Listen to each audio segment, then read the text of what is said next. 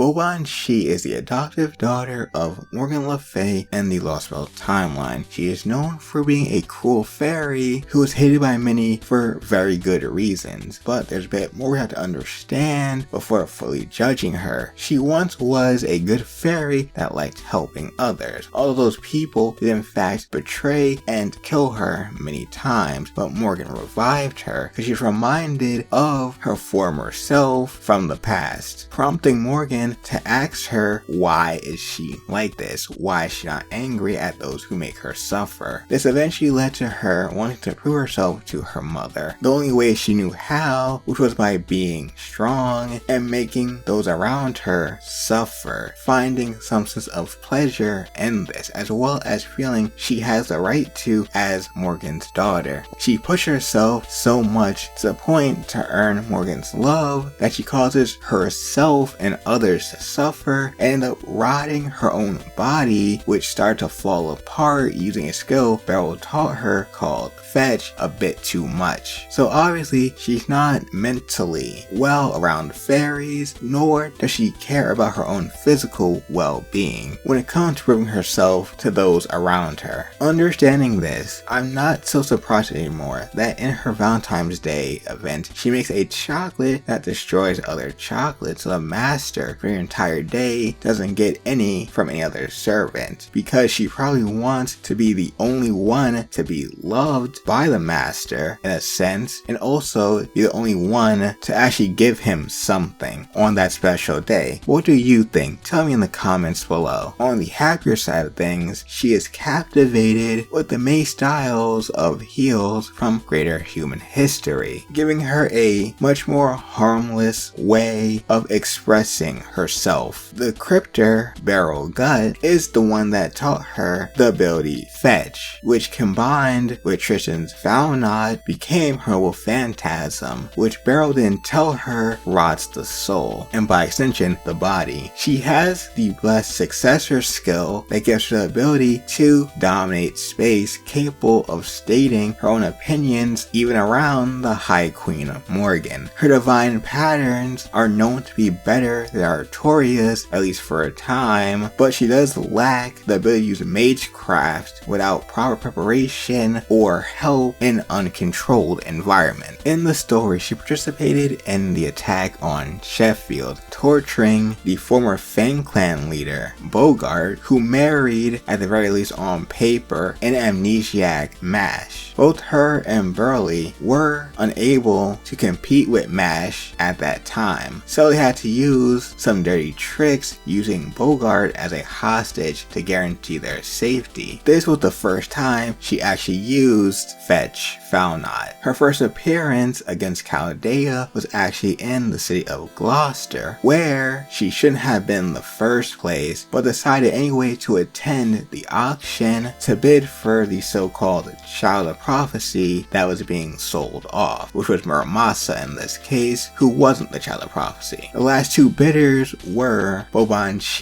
and Artoria Avalon. So to see who would win the bid, they had a magecraft battle, and she lost, making excuses, and with a few words from Murian, the Lord of Gloucester, she would then leave in somewhat higher spirits. After the defeat of Fairy Knight Gawain, where the Child of Prophecy's group, as well as some other fairies, were invited to a party or ball, they would then have another rematch, where she would lose again. This time she had help from Beryl. After her loss, she was called out, having her true name exposed, where we hear that she is a blood-sucking fairy, a vampire, who is known for being a prostitute, and people doubt her validity to even be considered a fairy knight and doubting Morgan's decision, thinking she's crazy for doing so, running off, unable to stand hearing people badmouth her and especially her mother. Morgan, after hearing the news, realized she was too soft on Baobhan